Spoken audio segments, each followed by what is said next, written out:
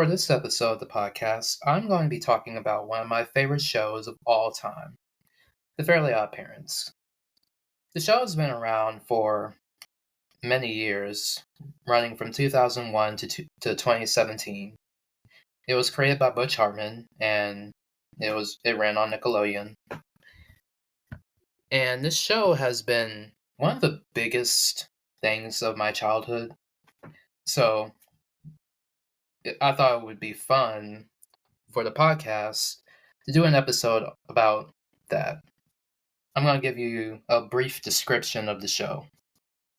It's about Timmy Turner, an average kid who no one understands, who is 10 years old, and he is given two fairy godparents named Cosmo and Wanda who grant his every wish.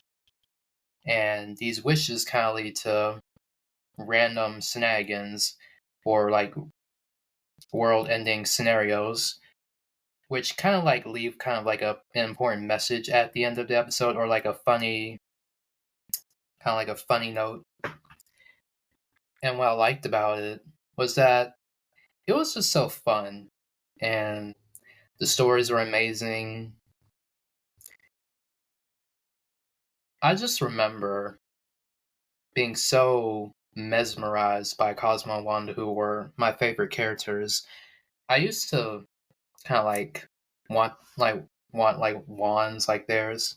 I even like got like many like I don't know how many toys I got of them, but they were like action figures of the toys.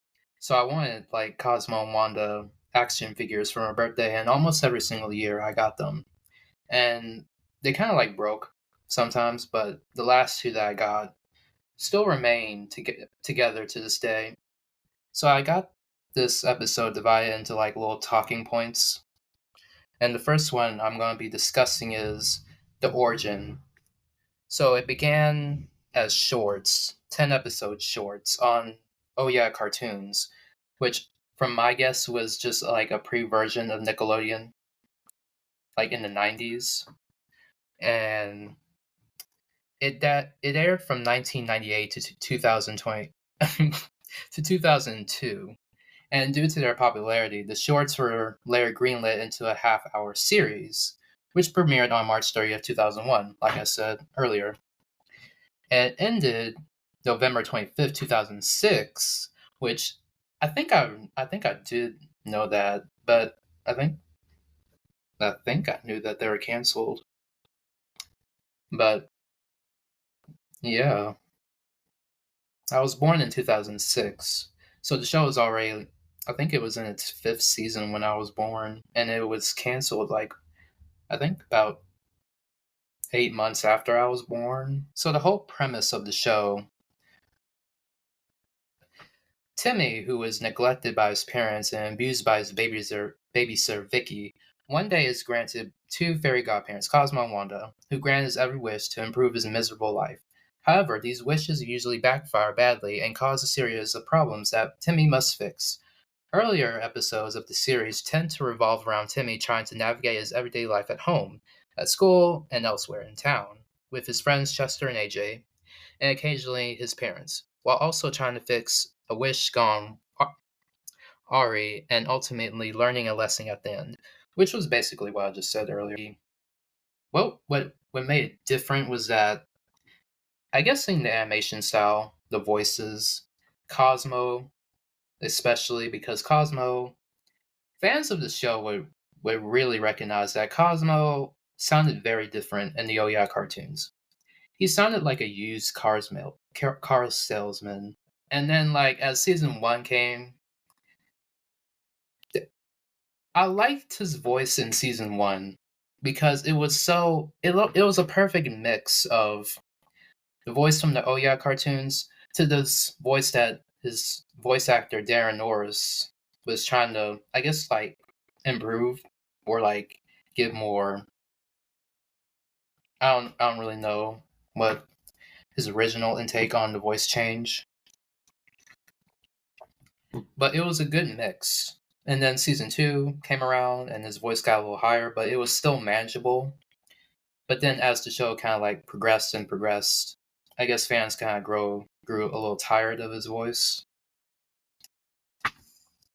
I'm gonna give it like a brief description of Timmy. So Timmy, like I said, 10-year-old average kid who no one understands, as it said in the theme song. He's trying to navigate his daily life. His parents are neglectful, they're a little stupid, especially his dad. He's constantly abused by Vicky, and he's kind of like navigating elementary school. And Timmy's very mischievous, and he's very fun, kind of nerdy, as what Tara Strong would say, and I agree too. Like he is a little nerdy. And in the first season, you kind of see Timmy and Cosmo Wanda. They're still trying to get acquainted with each other. Like you could tell, like it was probably like an unintentional, like natural progression from the Oh Yeah cartoons to the series. In the earlier season, in like season one, you could tell that they were still trying to get acquainted with each other, like learn the dynamics between them, like what to do, like what you can and cannot wish for. The showrunner said that you cannot give a child unlimited power, which is why the rules came in, or the rules, the A rules. It was a big, it's like a big purple book that like details like what the fairies can and cannot grant, like what the fairies what kids cannot wish for. And one of the biggest things was they can't make someone fall in love with them, or they can't wish someone dead or money. They can't do all that. They can do like everyday wishes, not like wishes like that, which made sense because it would be very dangerous to like take all that power of magic and then like put it into the hands of a 10-year-old child and then not expect it to like be so unpredictable and dangerous. Like he like Timmy was granted with this power, but there still are rules because he, I guess, especially since he's a kid, there's still rules even though he's given all this power. Cosmo is Timmy's godfather. He had like the biggest evolution of his character. His character, well, not like the biggest evolution. Like the biggest evolution about him was just the voice. He started as a used car salesman, like I said, and then as the show progressed, his voice got higher and higher, and just more like he inhaled like a balloon, like every single morning as he woke up. But Cosmo is very nice. He's very, again, he's very stupid, but he was like the most lovable and annoying character of the show. Butch Hartman, the creator of the show, he never seen a fairy godfather, and Wanda, who is Timmy's fairy godmother, was still planned, but he never saw, again, like he never saw like a fairy godfather, which is why, hence the creation of Cosmo. He kind of like served as like the character who kind of like did stupid things, but still meant well and still cared about Timmy and Wanda. Wanda is the straight woman in the group. She is Timmy's fairy godmother. She's Cosmo's wife. She's kind of like presented as like a nag, but she's not a nag. She's just simply wants them to be safe and smart. She's like the only one who's thinking more level-headed. She's more level-headed than Timmy and Cosmo. Timmy and Cosmo would be dead without Wanda. Let me just say it like that. They will be dead, buried. They'll be 6 feet under, which is saying a lot since Cosmo and Wanda are like just immortal and fairies live forever. And their relationship lasted almost 10,000 years. And I cannot imagine being with someone for like almost 10,000 years. So you can tell like they love each other very much, and their relationship is in the earlier cartoons, in the Oh Yeah cartoons. They're very, you can tell like they loved working together. Their romance was just like they had the best chemistry. They were joking with each other, and it was very sweet. And as the show went on, like that dynamic kind of changed. Like you kind of like it kind of like seemed like they both hated each other. Like it seemed like Cosmo just hated Wanda, or Wanda hated Cosmo, and they just didn't get a divorce just because like they're just so used to each other. So yeah, it seemed like as the show progressed, their dynamic between the two kind of just changed, and it just seemed so, eh, you know. The next little part I wanted to say was like my favorite episodes. My favorite episodes of the show will always be the special episodes that they did. The special episodes were, I'm going to list them. There were Abracatastrophe, Channel Chasers, Fairy Owl, Jimmy Timmy Power Hour, Wishology, uh, School's Out the musical. That's my favorite one of all time. I love that episode so much. School's Out the musical was like, I watched that episode so much, y'all. I really did. And my favorite song from that was Floating With You, which was a song sung by Cosmo and Wanda. And when I heard that song, it was just like I felt like Lil Me thought that was like the best song ever.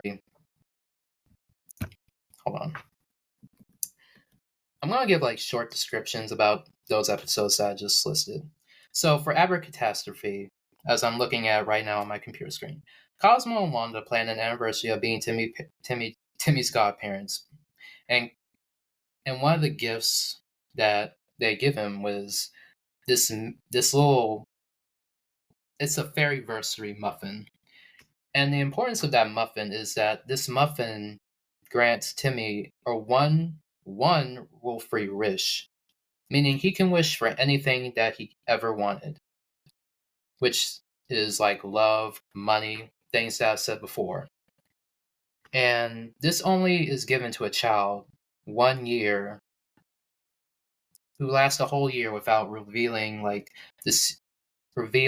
that they have fairy godparents, which is like a big thing. Like I forgot to mention this, but if Timmy tells people that he has fairy godparents, they go away forever, which is something that all fans of the show know this. They all know this, but I'm saying this for listeners who don't know the whole premise of the show. And, okay, later on in the episode, spoilers. Timmy kind of like learns how he got Cosmo and Wanda in the first place, and they show him a video about a year or two ago. Timmy's parents are kind of like sick and tired of, well, mainly Timmy's mom. She's kind of like sick and tired of staying around in the house taking care of Timmy. So they kind of fake going away forever. And he sees like a ad for Vicky's babysitting service. So he calls Vicky, and Vicky comes, and then she convinces them that she's perfectly capable of taking care of Timmy. They go away, and then Vicky makes Timmy's life a living hell for about a year. And then, cut to a year later, one night, Timmy's parents go away for the night. Vicky babysits Timmy. She makes him wash the dishes, feeds him anchovy pizza, and then Timmy gets a magic 8 ball, asking it when will his parents be back from the movies. And then it reads Titanic director's cut, and then he says, "Man, that's dumb." And then, boom, Cosmo and Wanda appear from the magic 8 ball. They appear. And then, yeah, that's how it all started. So Timmy is upset by this revelation of how Vicky came into his life in the first place. And he's upset because his parents lied to him, and they were perfectly fine with that. He kind of like confronts his parents about it later on, saying, "Have they ever lied to him?" And then he wishes before, saying he wished they didn't lie to him. So he wishes that his parents didn't lie to him that much. Cosmo wanted to grant that wish. So they unexpectedly tell the truth, saying, "Of course they lied to him." So he goes to school with his fairyversary muffin, and Crocker knows that there's like this big source of magic at his house, and he wants to find that muffin.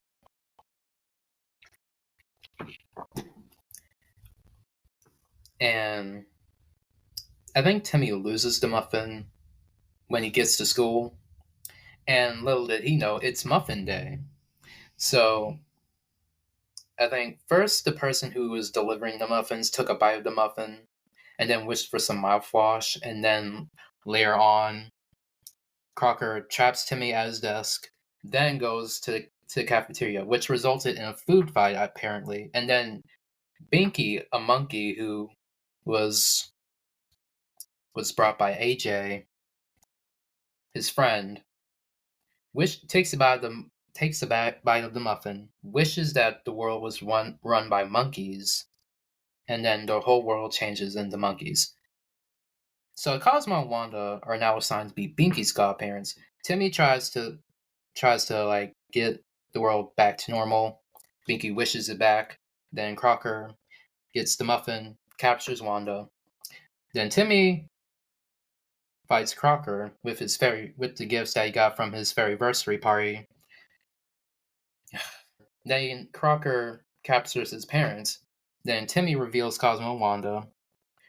Then they go away. Then Timmy takes a bite of the muffin. Then wishes Cosmo and Wanda to be his godparents again. Then they appear again. They make everything go back to normal. And then it kind of just ends in a more happy manner of like Timmy and Wanda and Cosmo hugging and just having a nice ending. So for Channel Chasers, this is kind of like a similar premise to like Every Catastrophe. For Channel Chasers, Timmy is getting kind of sick of his parents like not believing him when he says Vicky is evil. He's getting kind of sick of it. He's getting sick of being ignored. He's being sick of just feeling so trapped in this reality of like his life is not going how he thought it would be. He's tired of like all of the bullshit that like comes with just simply being alive. He kind of like wishes to go inside the TV with a magic remote that Cosmo wanted to give him. So they travel through TV channels with many like references to old TV shows, and Timmy's future self is kind of like follows him, and it kind of I think Vicky goes into the TV too, and she tries to like take over the world, and it kind of like ends in Timmy's parents finding out about Vicky being evil, and then they confronted Vicky on it, and Timmy. Okay, this is also important. Timmy also learns the dynamic between Timmy and Cosmo and Wanda is also challenged again. He learns that Cosmo and Wanda will go away as soon as he gets older, and he won't even remember anything about them. Which is pretty upsetting to Timmy because Cosmo and Wanda are more than just his fairy godparents. They're like his parents. They're his best friends. They're his family. And they're more real friends to him than his actual friends are to him. And you kind of just like see it as the show goes on. Like you can see that Cosmo and Wanda are his real best friends besides Chester and AJ. Because Chester and AJ were kind of like created to like give Timmy more human friends, like have more of like a life to like go to like expand beyond the presence of his room because the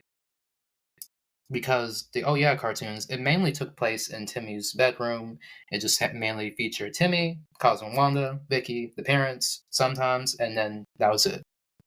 But well, actually, in the Oh Yeah cartoons, it kind of like took them like beyond the bedroom. There was like a Squirrely Scouts episode in the Oh Yeah cartoon, so that was made apparent in the earlier shorts. And there was like a birthday party which introduced Tootie, which will be a character that Timmy will forever be kind of like connected to. The Jimmy Timmy Power Hour. Okay, this is like the best Nickelodeon crossover of all time. Jimmy Neutron is like a boy genius, and like Timmy, he uses this genius to like navigate his daily life. And Timmy and Jimmy are like very similar people. Like they're like the shows are like more similar than everybody is thinking. It really is. It's different yet similar, you know? So in this episode, there's like a science fair that Timmy's school is hosting. And Timmy needs to find the science project because he procrastinated on like finding a perfect science project. And naturally he wishes to go to the best lab in the universe, which takes him to Jimmy's lab. And he's transported into Jimmy's lab, and then he meets Jimmy for the first time. And automatically, the dynamic between the two is kind of like they don't like each other at first. First they're like throwing like little insults at each other.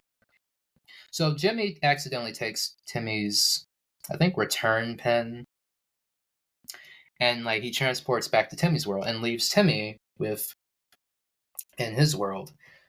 And Jimmy goes back to Dimsdale. He appears in Timmy Turner's room. He meets Cosmo and Wanda.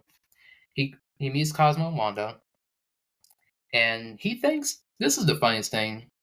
He thinks that Cosmo and Wanda are computer programs. I'm not kidding. He thinks they're computer programs. Like he literally thinks that they're like little holograms that are just floating around in space. For a smart kid, he kind of like he's kind of stupid sometimes.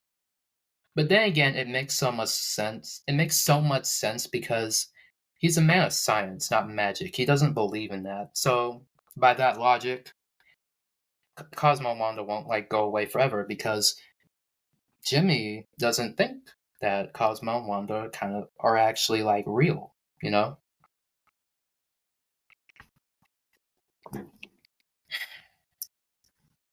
Which is kind of like a little like plot device. Some conflict ensues in both worlds with Crocker. Crocker wants to take control of the fairies, and Timmy thinks Goddard, Jimmy's dog, is like some kind of like computer game, so he accidentally turns Goddard into a monster. So it's kind of like they kind of like have to like save both of the others' worlds. So Timmy kind of like was able to like turn Goddard back to normal, and Jimmy stopped Crocker, and then Jimmy and Timmy meet again, and then they like go back into the others' worlds, and yeah, that's the end for the first episode. And the second one, the anti-fairies take over. Jimmy and Timmy clash again. They're fighting over Cindy. Yada yada. I'm keeping it brief, so just so it won't like take too long. But anyway, and the third installment of the Jimmy Timmy Power Hour little trilogy. This one again, Jimmy and Timmy are fighting again. They become best friends. They neglect all their friends, and then a villain kind of shows up, kind of like puts them in like some alternate reality, and then they stop him, and then everything's good and dandy. The next special episode, that's my favorite. School's Out the Musical, my most favorite one. Wait, there's also Wishology. I don't think I said that, but we'll talk about that later. For School's Out the Musical, it started out as Timmy being out on summer vacation, and the kids are kind of like enjoying themselves, and there's this other group of magical creatures called pixies, which are kind of like little squared businessmen who kind of just like boring things and just like not anything, not fun at all. But in the beginning of the episode, they kind of like take a clown child named Flappy and kind of like mold him into like a businessman, like a person who doesn't like anything fun. So this becomes like the whole premise of that special episode, and that being like a little musical with like little fun songs and everything. And the next special episode, which is also like a trilogy series, like the Jimmy Timmy Power Hour, was Wishology. Wishology was kind of like it was kind of like a Game of Thrones or like Harry Potter style. Well, not like Game of Thrones or even Harry Potter styles, but it was kind of like a chosen one kind of theme episode.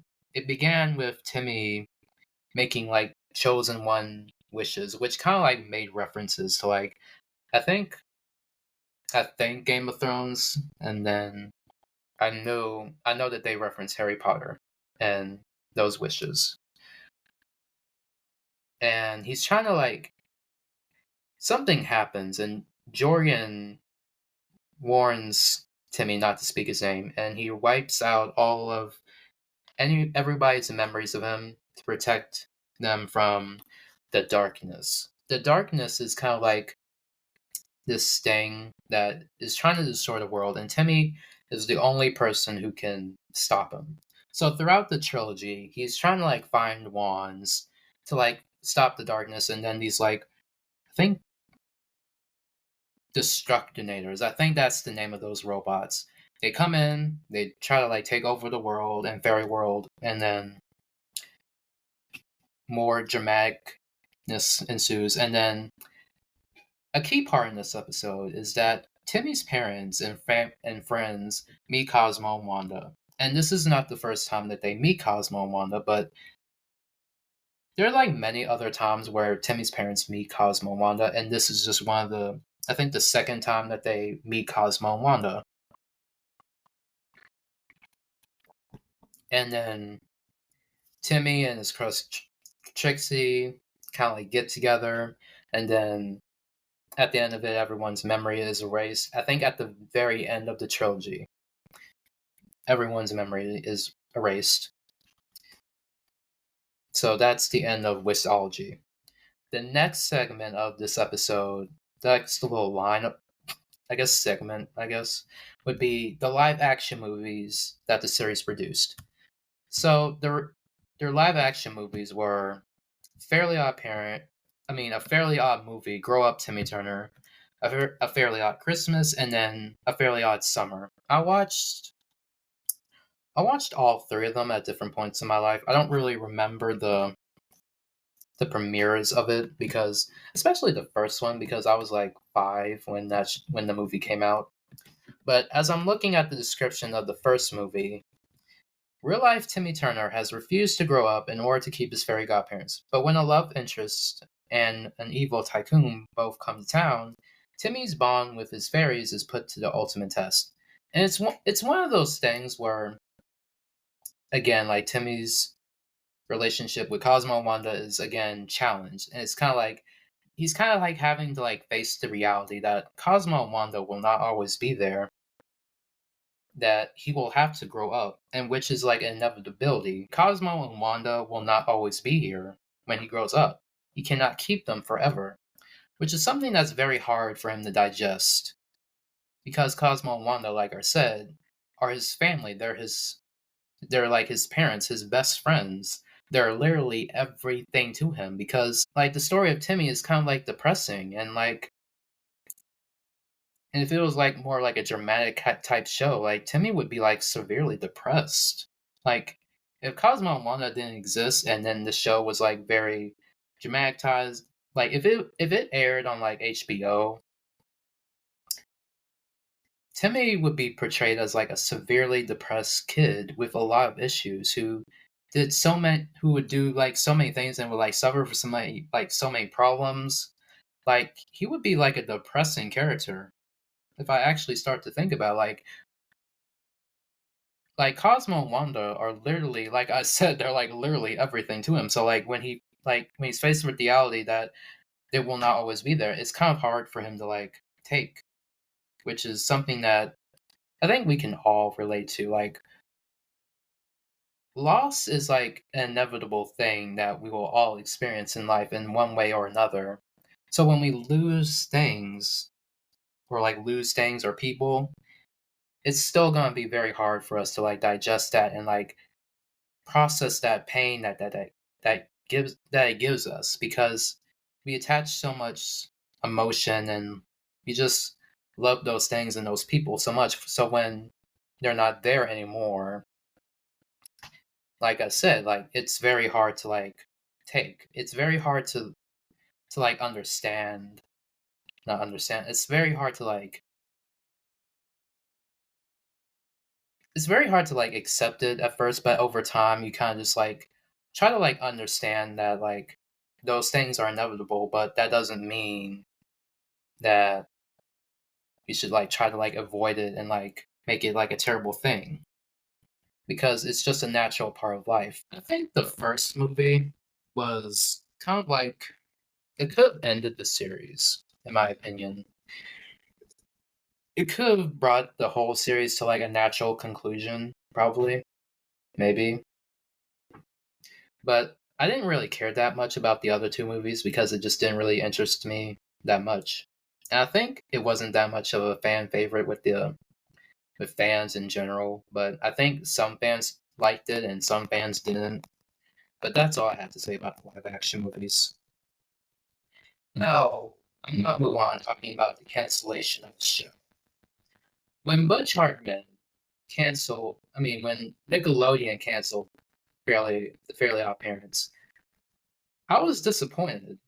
Like, I really was disappointed because this is a show that defined my childhood so much, and that it was like one of the most biggest things in my life. And when you're a person who like loves just so a show so much, you want to see it end, like you want it to end on a good note, and you want it to like end reasonably. You want it to end. You want the show to have any loose ends possible, and of realistic or reasonable way. You just need the show that you love so much to end to end good.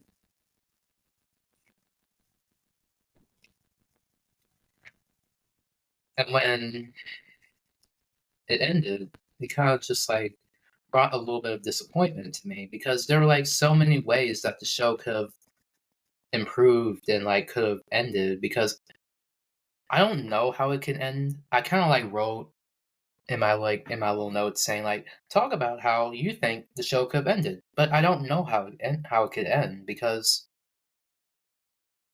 I just don't know. So that's all I have to say about the Fairly Odd Parents. Thank you for listening, and make sure to follow the podcast on Pisces Prince Pisces Prince Podcast on Instagram, and you can follow my Instagram, nick.marshall02. And make sure to give this podcast a rating so it can be more easier to find on Spotify. But I enjoy talking about this topic. I just love the show very much. But yeah, that's all I have for this episode. Thank you for listening, and talk to you later. Bye.